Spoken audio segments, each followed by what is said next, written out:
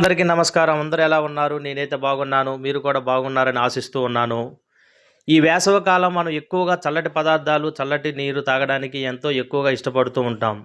ఈ క్రమంలో రిఫ్రిజిరేటర్‌ని మనం ఎక్కువగా ఉపయోగిస్తూ ఉన్నాం. అది 24 గంటలు ఆన్‌లోనే నడుస్తా ఉంటుంది.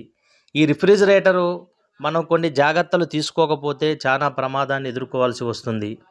రిఫ్రిజిరేటర్ 24 గంటలు నడుస్తూ ఉంటుంది కాబట్టి దాని యొక్క ప్లగ్గు ఖచ్చితంగా ఎటువంటి లూజ్ కనెక్షన్ లేకుండా కరెంటు సాఫీ అయ్యే విధంగా మనం జాగ్రత్తలు పాటించాలి. అంతే విధంగా రిఫ్రిజిరేటర్‌లో డీప్ ఫ్రిడ్జ్‌లో ఉన్నటువంటి ఆ భాగం ఎక్కువగా గడ్డ కట్టినప్పుడు ఖచ్చితంగా కొన్ని రకాలైనటువంటి ప్రమాదాలు ఎదుర్కోవాల్సి వస్తుంది. కాబట్టి లోపల ఉన్నటువంటి రిఫ్రిజిరేటర్‌లో ఉన్న ఆ మంచు కట్టినటువంటి ఆ ప్రాంతాన్ని కొద్దిసేపు మనం ఫ్రిడ్జ్ ఆఫ్ చేసి అదంతా ఫ్రీ అయ్యేటట్లుగా మనం దాన్ని శుభ్రం చేసుకోవాల్సి ఉంటుంది. ఇలా శీతాకాలం, వేసవికాలం అని లేకుండా అన్ని కాలాలు కూడా మనం ప్రస్తుత రోజుల్లో రిఫ్రిజిరేటర్‌ని ఉపయోగిస్తున్నాం. అనేక రకాలైనటువంటి కూరగాయలు, చాలామంది కూరగాయలు వారానికి సరిపడినటువంటి కూరగాయలు ఒకేసారి తీసుకొనొచ్చి ఫ్రిడ్జ్‌లో నిల్వ చేస్తూ ఉన్నాం. పాల పదార్థాలు, పెరుగు పదార్థాలు ఇలా చెప్పుకుంటూ పోతే పిల్లలు తినేటటువంటి అనేక రకాలైనటువంటి తినుబండారాలు సైతం మనం ఫ్రిడ్జ్‌లో పెట్టి వాటిని భద్రపరుస్తూ ఉన్నాం. శీతాకాలం, వేసవికాలం, వర్షాకాలం అని లేదు. ప్రతి సీజన్‌లో మనకు ఉపయోగపడేటటువంటి ఈ ఫ్రిడ్జ్‌ని మనం చాలా జాగ్రత్తగా కాపాడుకోవాల్సినటువంటి బాధ్యత మన పైన ఉంది. కొంచెం అజాగ్రత్త చేస్తే ఫ్రిడ్జు పేలిపోయే అవకాశం కూడా ఉంది. కాబట్టి ఈ రిఫ్రిజిరేటర్‌ని మనం చాలా జాగ్రత్తగా ఉపయోగించాల్సినటువంటి అవసరం ఉంది. ప్రస్తుత ఆధునిక యుగంలో పేద, ధనిక, మధ్యతరగతి అనే తేడా లేకుండా ప్రతి గృహంలో కూడా ఈ రిఫ్రిజిరేటర్‌ని వాడుతూ ఉన్నాం. ప్రతి ఒక్కరు కూడా ఈ రిఫ్రిజిరేటర్‌కి, ఆ ఫ్రిడ్జ్‌కి మనం అలవాటైపోయాం. కాబట్టి ముఖ్యంగా దానిలో ప్రధానమైనటువంటి భాగం కంప్రెసర్.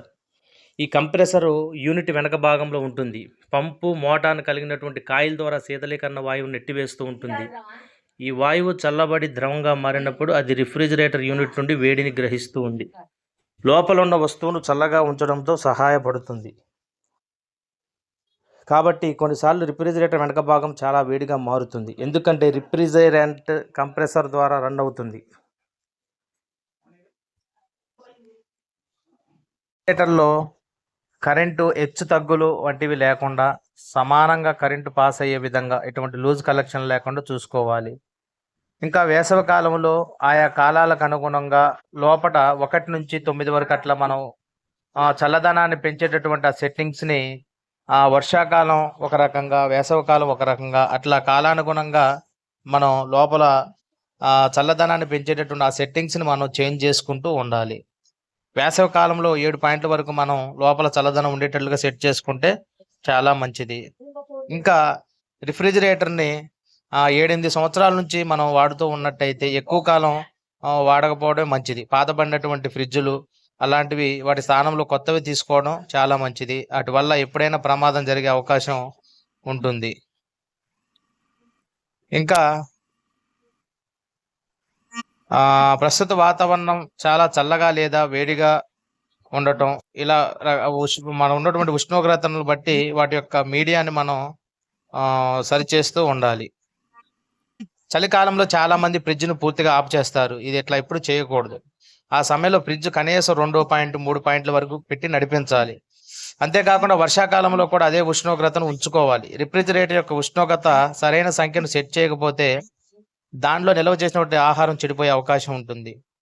మీరు చాలా ఎక్కువ ఉష్ణోగ్రత వద్ద అంటే చాలా చల్లని ఉష్ణోగ్రత వద్ద ఫ్రిడ్జ్‌లో ఉంచినట్లయితే చలి కారణంగా ఆహారం పూర్తిగా తాజాగా ఉంటుంది. కానీ అది కరెక్ట్ కాదు. ఎందుకంటే వేగవంతమైన చల్లదనం ఆహారంపై ఆ మంచు ఆ ప్రభావం అనేది దానివల్ల ఆహారం చెడిపోయే అవకాశం ఉంటుంది.